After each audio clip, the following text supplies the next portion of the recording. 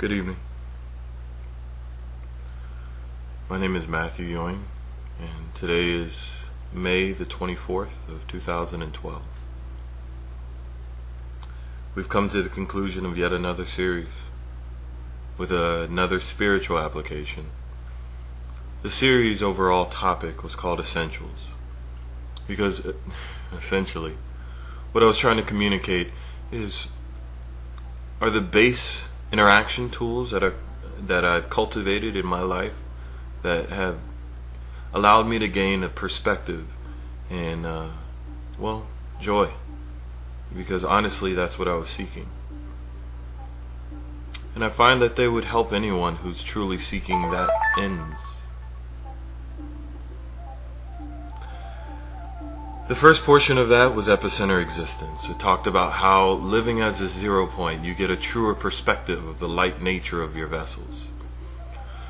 The second topic was cellular construction, which talked about the individuation of collection, how all things are really collections of smaller things, and by interacting with the individual smaller things, it gains you a greater perspective on the whole. The third part is called the spectrum, for quite a few reasons, and we'll talk about those throughout the course of the dialogue. The first portion of it is the subtle body. And this is a spiritual concept specifically because this is a spiritual application of the vessel concept. Your body is made up of different density layers, if you're willing to go there, where the body, the actual physical vehicle, the muscle and the sinew and the bone exist as one density level. The mind is an elevation of the next density level from there. It's a little less tangible, but it is grounded and rooted in this version of reality. It's meant to weigh and measure it. However, the subtle body extends through all of the densities and acts as a sort of a conduit, ambassador to your higher self, the higher version of you that never takes on a density form. The term subtle body expresses that there is the overt nature of reality, and then there's the covert nature of reality. That which remains behind the scenes, unseen, unmanifested most of the time, but that is intrinsically as much a part of this reality, a part of your life interaction, your experiential interaction, as the physical vessel of density itself. The subtle body gives you a way to connect and ground into this lifetime without ever losing your connection to all of the lifetimes that you've existed, but more than that, to the part of you that never actually existed in the first place, to that 0 point. The bridge that you would traverse in order to get back to your own intrinsic 0 point is the subtle body. The subtle body is made up of pools of energy. They're called by different names. Some people call them chakras. Other people call them other things. But in essence, what they are is the spectrum of reality manifesting inside of the vessel of your body in order to give you a guidance system that is entirely reliant on your own internal interaction. This is why I've been so adamant about teaching people the fact that your internal dialogue, your internal scrutiny, the perspective of who you are from the deepest portion of you outwards is really what provides the fruit and the substance of a life. All of the answers legitimately reside already within the vessels of who you are. They're in your DNA. They're in your breath. They're in your subtle body. And they're in your deep mind. The deep mind is the portion of your mind that is connected to your higher self. Some people call it the subconscious, but that's not specifically right. The subconscious is a facet of the mind structure. The deep mind much like the subtle body traverses the physical application of the mind and connects you back to the source that actually crafted the mind in the first place. Let me put it this way. When you arrive at a conclusion, realize that that conclusion doesn't come from you. What I mean is this: your ideas are not generated by you. The ideas come to you by your willingness to receive them, but they are generated somewhere else. Let me prove it to you. Your imagination is a physical construction, a physical interaction tool of your deep mind. Now let me point something out to you. Your imagination creates fluid, structured, visual, light constructs in the front part of your head that you can interact with like you could a movie, but far more in depth. Think about what it takes in order to communicate a light construct of that nature. Think about your television. Think about the computer screen that you're looking at right now. Think about this image. What needed to happen in order for my voice and this image to get to you through space was that it needed to first be constructed, then deconstructed into a billion particles of light. Then it was beamed up to a satellite, received through your computer or phone, whatever you're using, reconstructed, and then displayed as an image.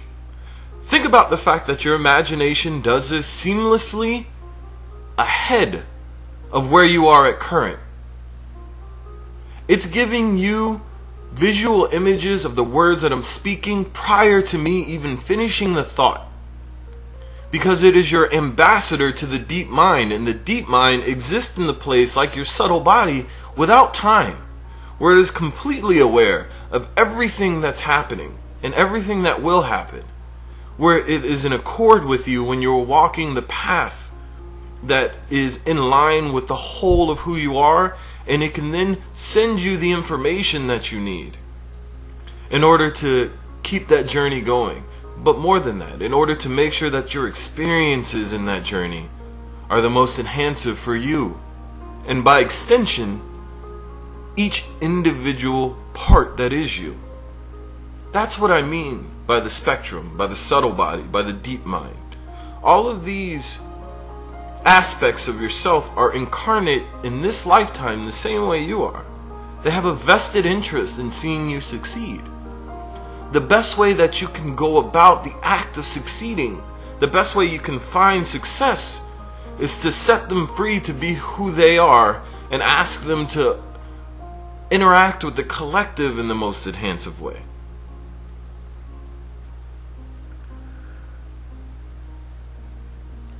This is going to lead me to a concept that is going to be new to this time space, but we've already built a context for this to be translatable.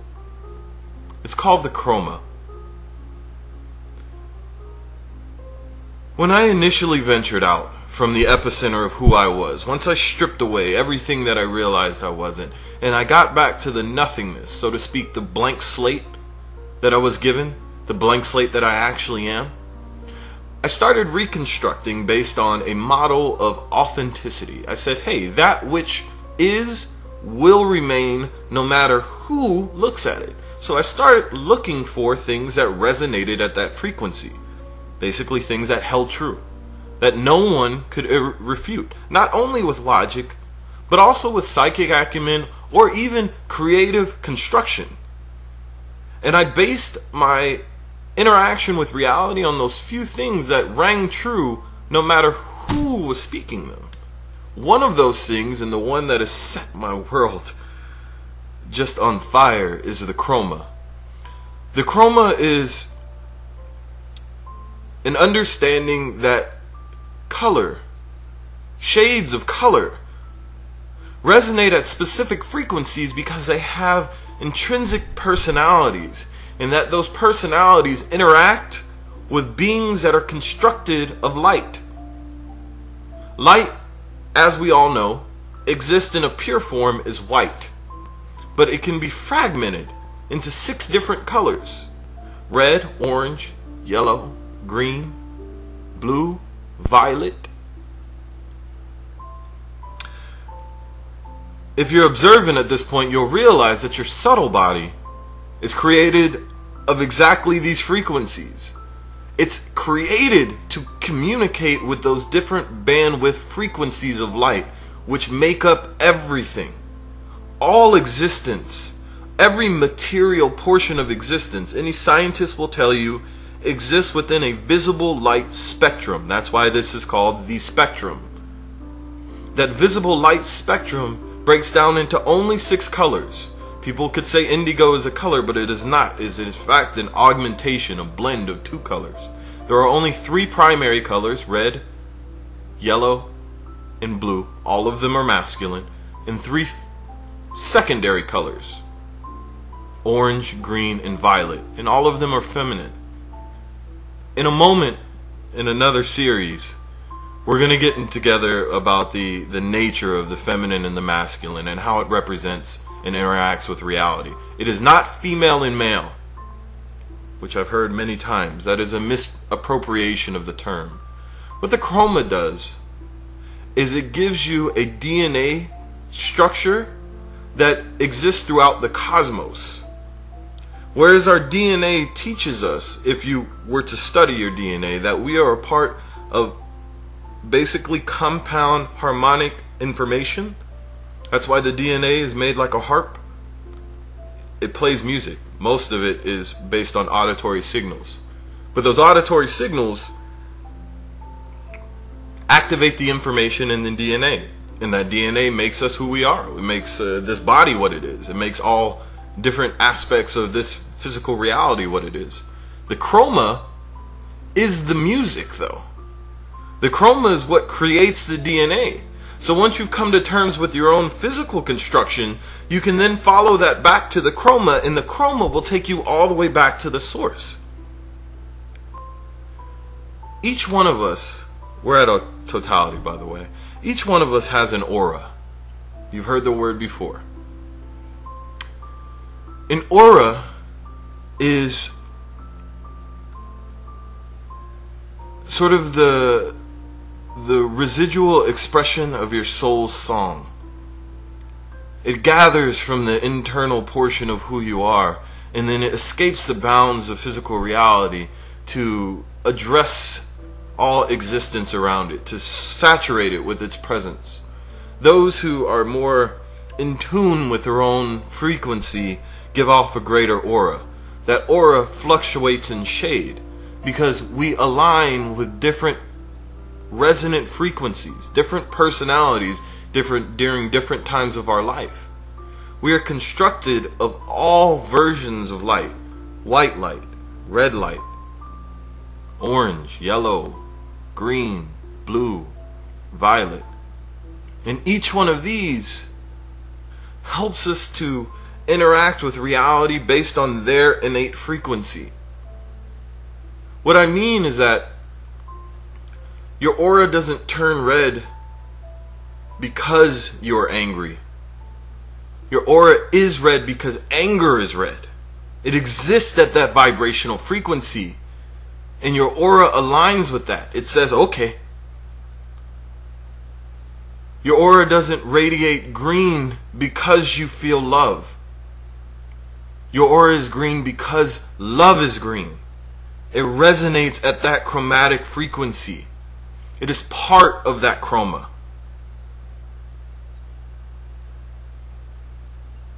Once you can understand who you are, how you express, how you interact, where you exist, what you get is basically your own resonant frequency. You'll realize, you know what, I'm red, or yellow, or orange. I'm violet. Or I might be white, or black. But those are a subject for a different time. Once you realize the constituent elements that make up who you are, the different cells in your construction, then you can address them in the language that they speak. And you can learn to speak multiple languages. It's a fallacy to think that everything speaks English. I love you. Bye.